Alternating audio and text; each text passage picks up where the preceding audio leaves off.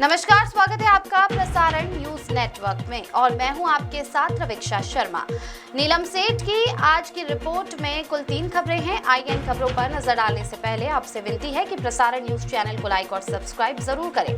तो चलिए अब इन खबरों पर नजर डालते हैं। पहली खबर, जालोद विधानसभा क्षेत्र में गर्मी का मौसम अपने अंतिम चरण में है। ऐसे में जंगली क्षेत्र से दूर दराज के गाँव में पानी की विकट समस्या खड़ी हो गई है। कुएं और बोरवेल का जलस्तर गहराई में चले जाने से पीने के पानी के लिए ग्रामीणों को दर दर भटकना पड़ रहा है।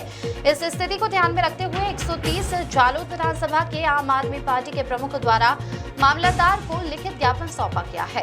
अनिल भाई गरासिया ने अपने ज्ञापन में बताया कि जालोद विधानसभा के अंतर्गत आने वाले ज्यादातर गांव जंगल और पहाड़ी इलाकों में स्थित है।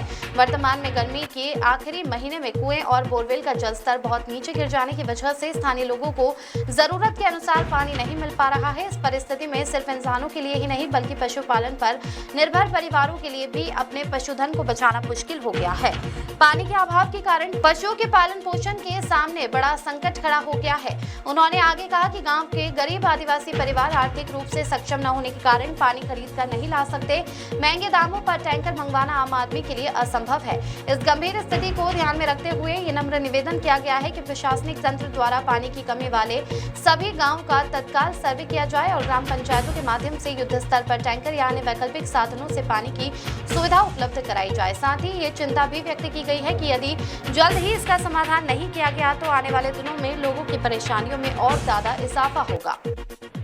आज रोज जालोद आम आदमी पार्टी द्वारा मामलतदार साहेब ने आवेदन पत्र आपी रजूआत करीए छे कि जालोद विधानसभा में आता तमाम गामडाનું सर्वे करी पाणीथी असरग्रस्त जेटला पण गामडाओ छे जेओने पाणीथी हालाकीनो सामनो वेठવાનો वारो આવી રહ્યો છે જેઓને પંચાયતના રાહે પાણીના ટેન્કરો દ્વારા પાણી પૂરું પાડવામાં આવે અને પશુપાલનને પણ પાણીની તકલીફ પડી રહી છે તો અમે મામલતદાર સાહેબને રજૂઆત કરીએ છીએ બંને જે તાલુકા જાલોદ વિધાનસભાના છે એ ત્યાં ડીડીઓ સાહેબને એમના માધ્યમથી તાત્કાલિક આ જે લોકોને સમસ્યાનું નિરાકરણ લાવે એના માટે રજૂઆત કરી રહ્યા છે।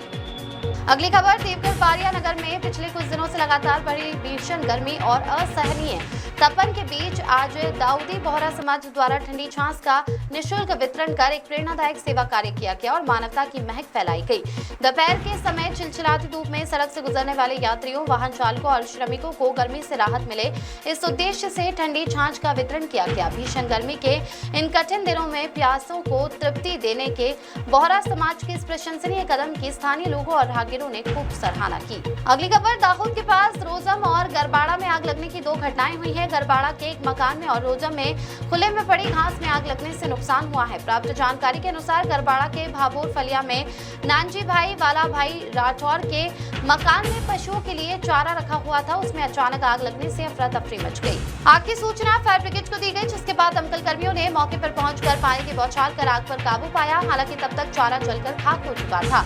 इस घटना के बाद गांव के सरपंच और तलाटी भी मौके पर दौड़ पड़े और आवश्यक कार्रवाई शुरू की।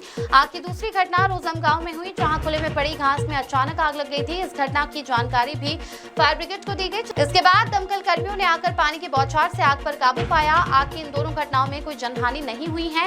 एक तरफ भीषण गर्मी और उस पर आग की इन 2 घटनाओं के सामने आने से लोग काफी परेशान हो गए हैं। नीलम सेठ की रिपोर्ट।